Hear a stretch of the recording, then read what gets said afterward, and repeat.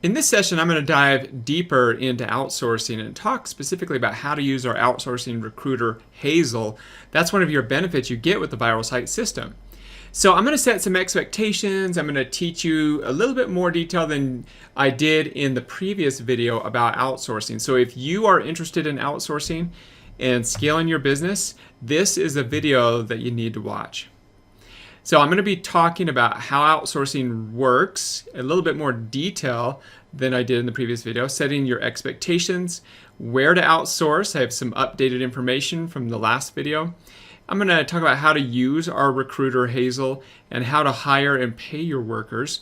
So I really want to make sure we set the expectations of everybody. You need to understand that when you outsource, you are the boss. Now, most people don't understand this because most people, we are trained, at least in the U.S., to be like you're a worker, okay, and then other people are the bosses. So we're almost trained as we're young to go get a job and that you're going to have a boss. And so now you are now in charge of your business, and it's so awesome and liberating, but it's also a new experience for a lot of people. So before I talk about this next topic, I want you to know that you call the shots, you're in charge, you are in charge of hiring your worker and doing that, all right? No one's going to do it for you. You have to understand that you're the boss, you call the shots, and that's awesome. Here's the thing. You need to understand how the system works, how you write articles. I've had some people say, well, I don't like to write articles. That's fine. You still need to learn how to do it. You still need to learn about the titles, because how would you expect to be able to lead a team or even have anyone that you outsource with be able to help them and lead them and guide them if you don't understand how to do it yourself? There are people out there that sell courses that say, hey, you can just give this course to an outsourced worker and they'll do it all for you. And that is completely false. That does not work. All right, so you have to have at least a basic understanding, if not that, an intermediate understanding how it works, and do it yourself a little bit or a lot, and then you can start outsourcing and scaling. You've got to manage your team. You're responsible for hiring your people. We've had a few people that have sent in support tickets asking us to hire people for them. And that's actually not what we can do. We would not ever hire someone for you. We will help you vet some of these people, and I'll talk about that here in just a minute. We can't hire the people for you, but we do have a recruiter that'll help you weed through the clutter, because there's a lot of people out there that are not qualified, and we're pretty good at finding the ones and pointing you in the right direction. But at the end of the day, you're going to need to be the one that makes that decision, and just kind of use some of your judgment as well. And I'll talk about that. So Hazel is our recruiter that we have access to, who recruits people in the Philippines. And she's a great resource, and I'll talk about how that works here in just a little bit. But I want to talk a little bit more about where to outsource, because in my previous video I talked about this, but I want to hit it again because we've had some additional questions on this. So we love the Philippines, and the reason we love the Philippines is there's a lot of people that speak English. It's not their first language. Well, it kind of is their first language, but it's a different type of English. And they also, many of them speak many other dialects as well. But they're very Americanized over there. So their English sounds different. However, I could show you people in the Philippines where they sound just like Americans, okay? Or Australians. Or it's like pretty amazing actually, because they actually will go to school, class, they'll watch TV, and they'll learn to talk like, you know, people that they want to talk to. But they think a lot like, you know, because a lot of us are targeting, you know, English countries, they think a lot like that. Different than, say, like India. I love India. I've got lots of great friends in India. It's just a different thought process out there. It's just cultures are different out there. Philippines are closer to our culture. And so when I'm talking about building, you know, sites targeting US, Canada, Australia, UK. But you need to understand it's not going to be perfect. They're going to use words that you and I usually don't use.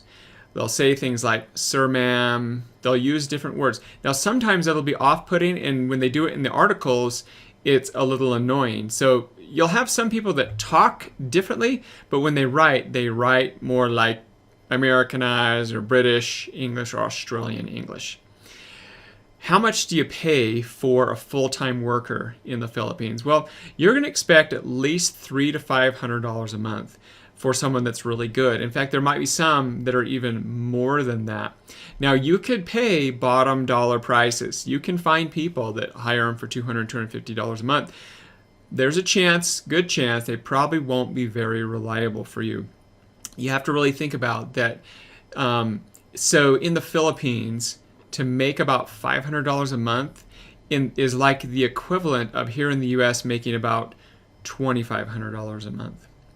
Maybe, and so that's still kind of on the low end. There are high-end workers out there, like IT guys, server guys. They make about $900 to $1,000 a month. Now, you will probably find some really good people for even higher than this, for $900, $1,000 a month. Now, that's not saying you have to go hire them. I would start out in this $300 to $500 range. Now, how much could they produce in that? A full-time worker should easily be able to do 4 articles a day. That's working 8 hours a day, and that's 2 hours per article. Now, you'll see that when they get really good, some of them will be able to do more than that.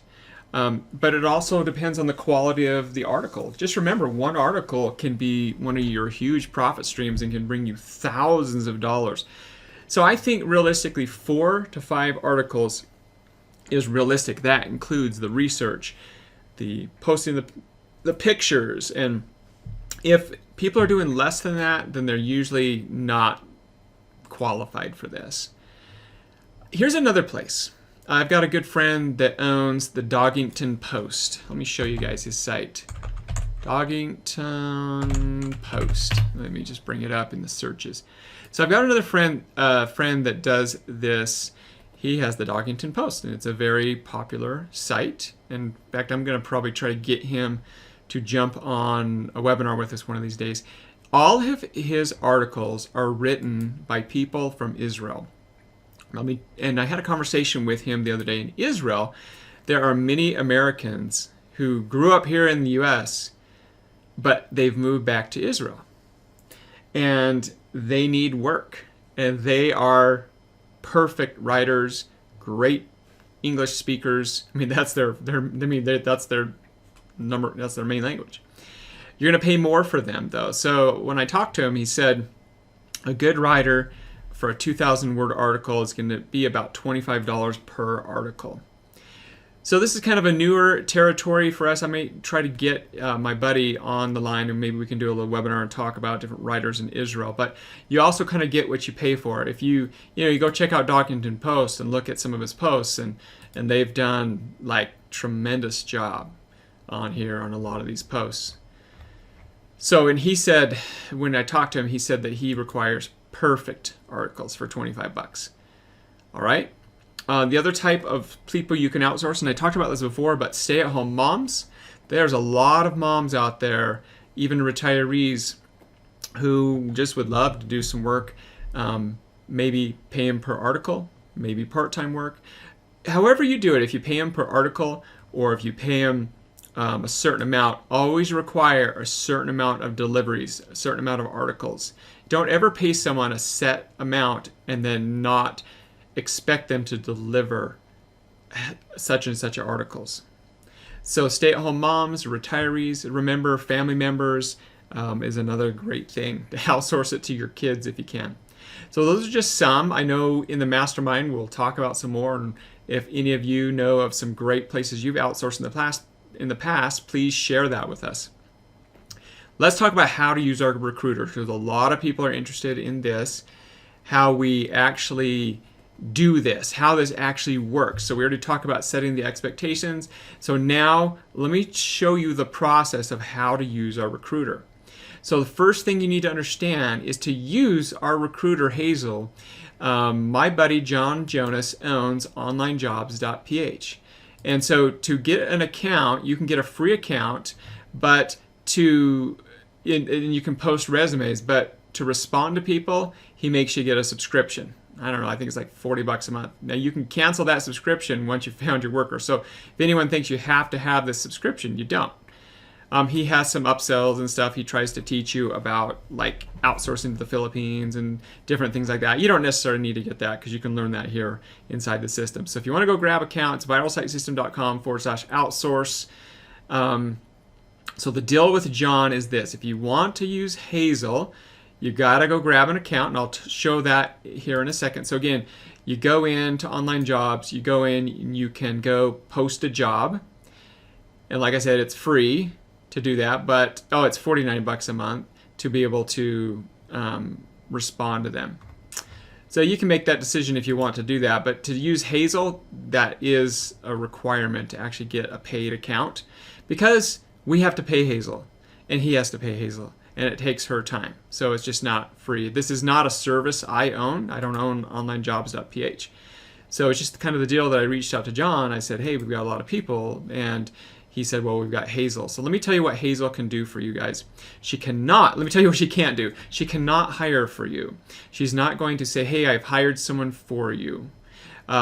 What she does have is she has a certain number of vetted workers that she kind of keeps, that she knows about. And they're not always available, but sometimes they're available, and they become available at different times. And so she passes those on to us from time to time, and we can pass them on to people that are looking for workers. But at the end of the day, and then the other thing is we can have her look at some of the resumes to give us the recommendations. So let's backtrack a little bit. You go post a job, you get respondents, you go through it, you contact them, you give them tests, and I'll talk about that here in a second. And then if you want to, you can pass it over to Hazel, and she will look at the resume and sometimes can even contact some of these people just to do a little vetting session. How do you do that? Well, you create a support ticket through the Viral Site System support, and you just put the subject Hazel. Now, if you do that, that means that you have an online jobs account, and that you have a paid account, and that you've submitted a job posting. I'll talk about that here in a second. Actually, let me talk about it right now. You post a job. We've got a document here that you can use to post your job. Now, I would recommend that you modify this a little bit for you, but this is a template that you can use. So you post your job, you get your people responding, you communicate with them, and then if you want to pass some of these resumes on to Hazel, create a support ticket in viralsitesystem.com with the subject of Hazel. So by doing that, we've assumed that you've already done those things, and that you posted your job, and that you have gone ahead and taken some time to filter through them. And then we take them to Hazel, and then you got to give us, a couple, 2-3 days during business days to be able to go ahead and get those back and forth. Remember, there's a time delay. We're on the other side of the world of Hazel, so when we get these, there's, get in touch with them. So please be patient when you do that. But then she'll come back and kind of let you know which one she likes better and that. But at the end of the day, how you are going to do this is you want to give someone a test. All right? So what I would do is this. You are going to pay this person to do the test. Number one, you're wondering to yourself, well, how am I going to pay my outsourcers? Well, number one, you don't hire anyone if they don't have a PayPal account. Most Filipinos out that are serious about outsourcing have PayPal accounts. A lot of them still don't. I don't even mess with it if they don't have PayPal accounts. If they don't have PayPal accounts, that usually shows me that they're kind of not hungry enough and serious enough to do work. All right? So only hire people that have a PayPal account. The other thing what I would do is then I would say, once you've vetted them, say, okay, I'd like to give you a test. I'd like to have you write 3 articles. And I'll pay you for each one of those articles. If you write the articles. Take the time to do it. Don't worry, I will pay you for the test. And then I would pay them tell them I want 600-word articles and a good photo. And then say I'll pay you $7 per article. Now this is just for a test. Maybe you've put in your thing that you're willing to pay a certain range for a full time, but say I'll be willing to pay you per per article, but they've got to be good articles.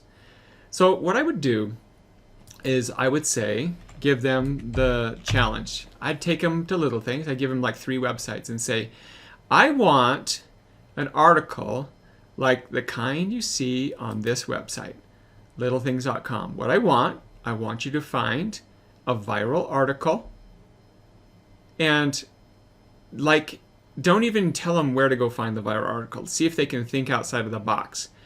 But say, this is the kind of article that I'm looking for. About 600 words, 300 to 600 words. I want you to write a good title that's going to capture people's attention. I want you to write an article that's going to capture their attention and get them interested in reading. And I want you to find a good photo that's going to draw people in. And you know, maybe shoot them a couple examples. You can go into the life category here and look at some of this. And you can kind of show them this is kind of the things that you're looking for. You can take them to BuzzFeed. How about we go to BuzzFeed and say, hey, I want you to write me 3 articles. And give them an actual article. There's a promoted article. 24 moms that are way too pure and wholesome for this world, or 16 people who you never trust again for anything, So show them a couple of these examples and say, these are what I'm looking for. I'm looking for articles like this. And then just give them a test and say, hey, listen, I'll pay you for the test. Just give me the articles, create a Google document, maybe share it with them, and just say, hey, when you're done, give me these 3 articles, and then we can go from there. Now, if you want to go to the next level and you say, okay, I've got my articles, post it in the forums and say, hey, this is what they gave me. What do you guys think? Or send in a support ticket to us, and we can kind of give you some feedback as well. We can even pass some of these on to Hazel. So that's kind of the process. You've got to spend a little time finding these people and vetting them out. We'll help you vet some of them out. And again, like I said, from time to time, we're going to actually have some people that Hazel can throw down the pipeline, and we'll definitely let people know when those are available. So between your resources, our recruiters' resources, we should be able to find some really, really good article writers. Now, I want to say one last thing about your writers. You understand that you're asking them to work for you. And so you want to make sure that they feel assured that you're actually going to pay them and that you're actually going to be there more than just like a month down the road. They might be turning down other jobs to work for you. So you still got to be the boss. You got to be strict. You got to make sure that they're going to actually do the work for you, but you need to reward them and pay them and let them know that they've got some long-term security as long as they keep producing for you and giving you good work. And that's the one thing that I would say, because nobody wants to go work for someone and then a month later they say, yeah, I'm not going to do this anymore. So I would say only outsource if you have really kind of committed. I always kind of like, once you hire somebody, tell them, hey, your first 6 months is kind of a trial. You can kind of, it can kind of let you go at any time. 6 months. But after that, it's a lot more serious there and I'm more committed. You've already shown me that you can do this. And you'll know in just like 2 or 3 weeks if that person is going to work out or not long term. Well, alrighty, everybody. I hope you are excited about outsourcing. There is a little work involved to actually get to that point. But I think most of you here understand that and understand that the power of leveraging yourself, and it might take a little work to help find someone, but once you've got that one person, then now you've really put those pieces in your system and you can really start cranking out a lot of content and you can start focusing on other parts of your business. Alrighty guys, any other questions? Let us know below this video or in the forums, and we'll see you on another session. Bye-bye.